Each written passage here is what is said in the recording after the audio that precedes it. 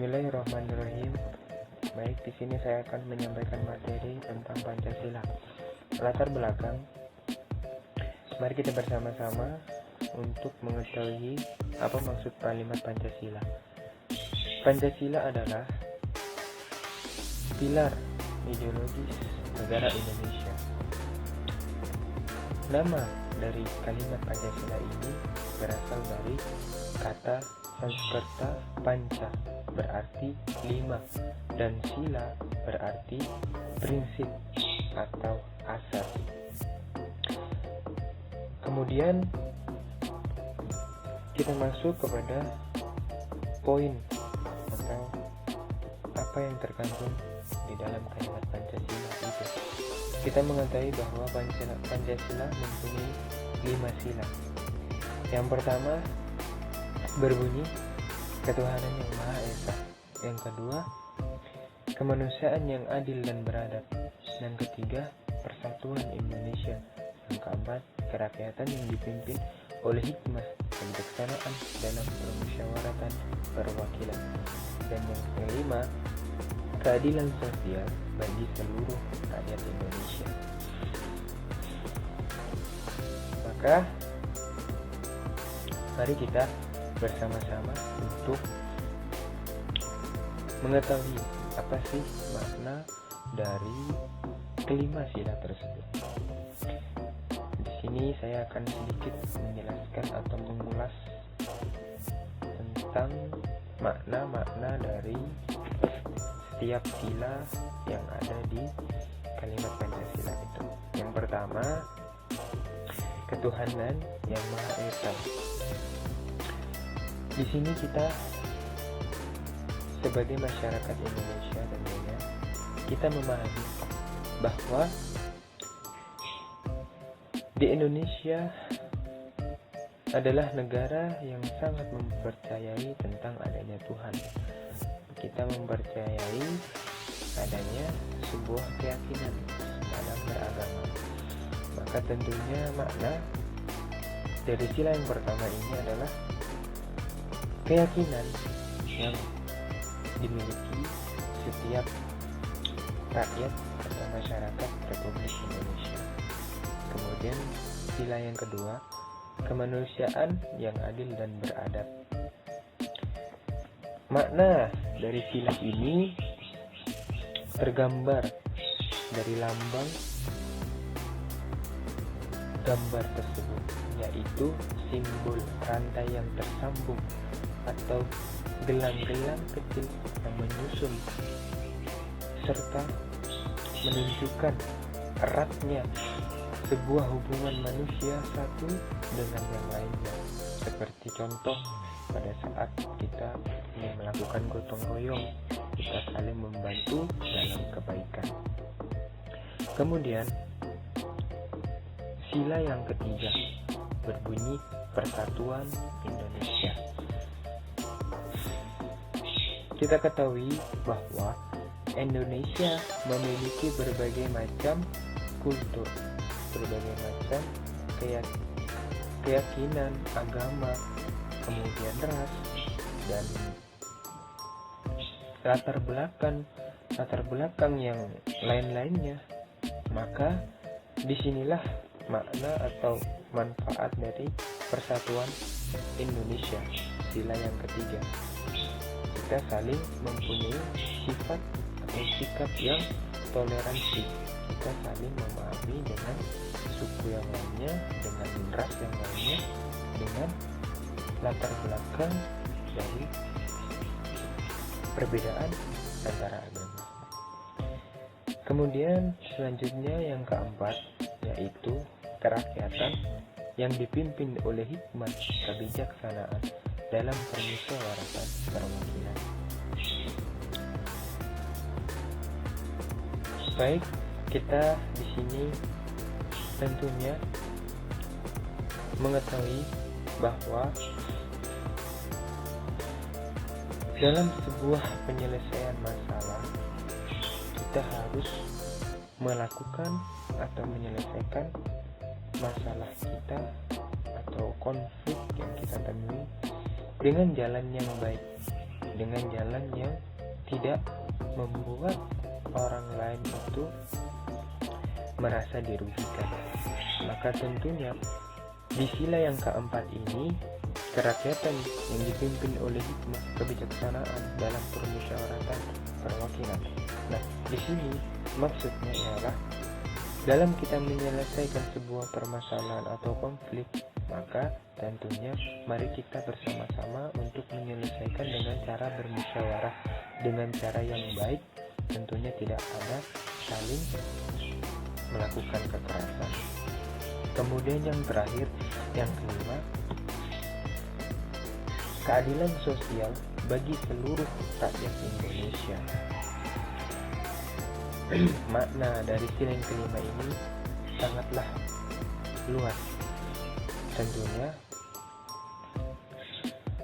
di dalam sila yang kelima ini mencerminkan sikap keadilan, sikap sosial yang berhak didapatkan oleh setiap masyarakat Republik Indonesia, yang dimana pada saat rakyat Indonesia sebagai masyarakat ingin menyampaikan sebuah pendapatnya, itu tidak perlu memandang sebuah kedudukan ataupun jabatan.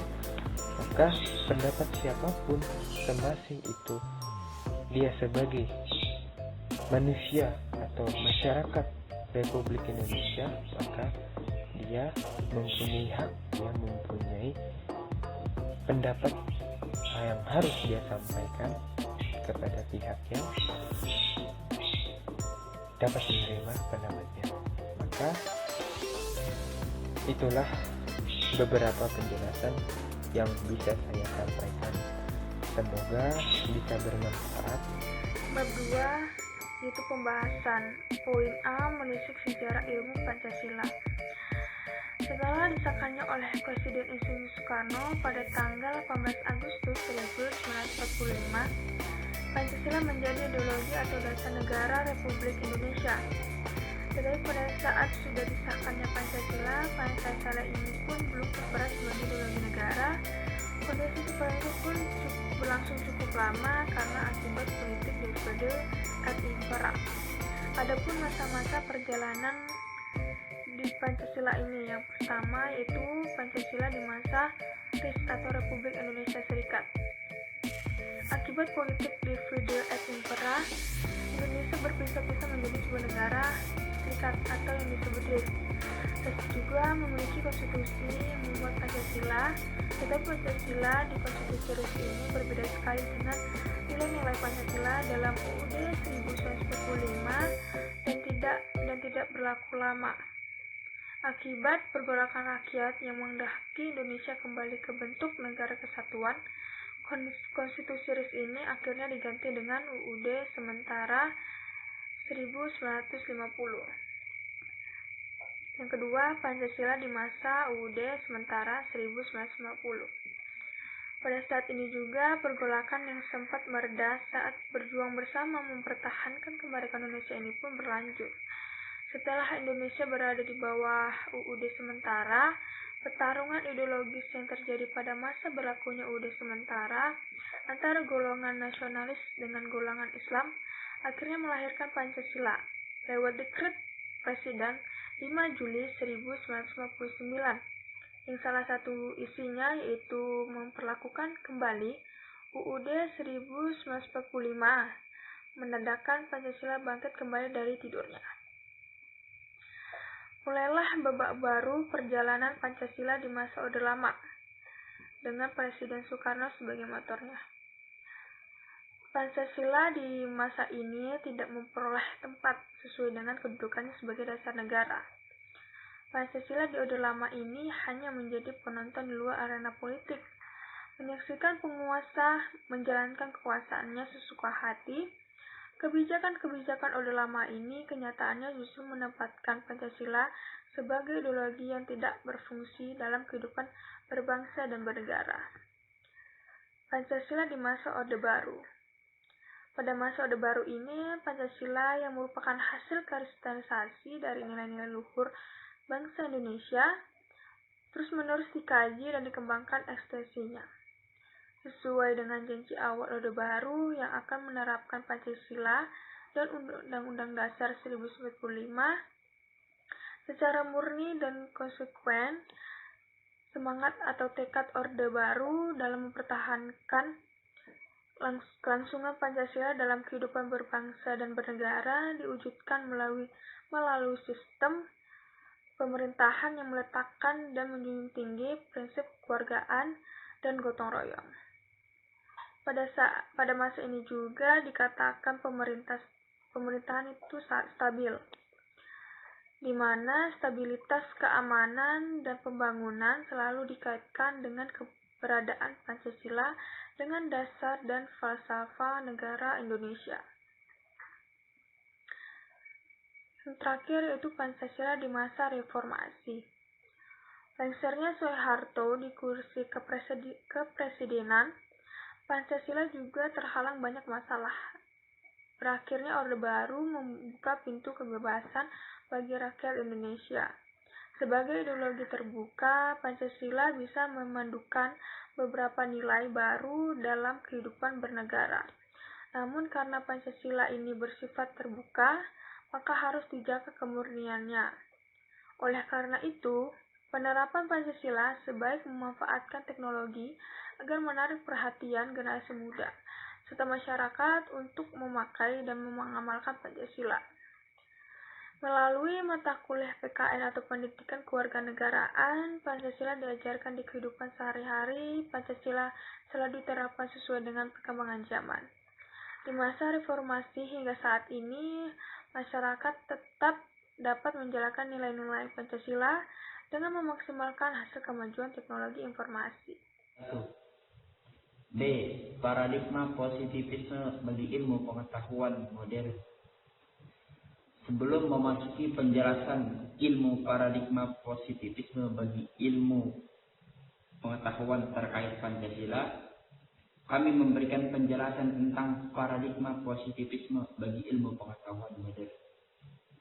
Paradigma positivisme menunjukkan bahwa sumber daya untuk memperoleh pengetahuan dengan menggunakan akal sehat dan melakukan observasi.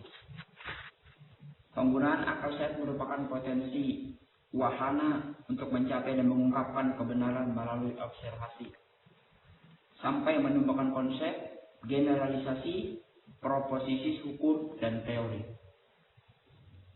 Ilmu pengetahuan modern berparadigma positivisme. Paradigma tersebut sangat mendominasi ilmu pengetahuan dan teknologi.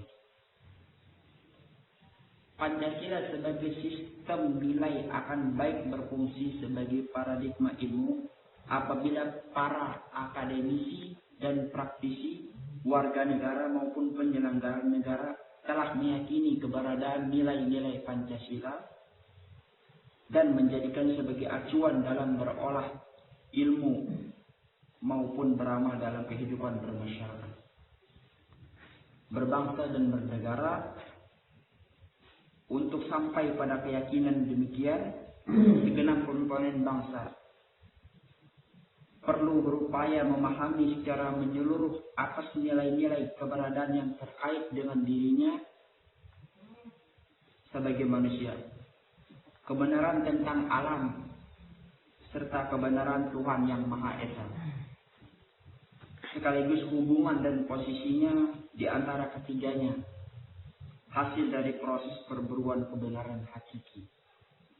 Ada 3 hal, yaitu manusia, alam, serta Tuhan yang Maha Esa.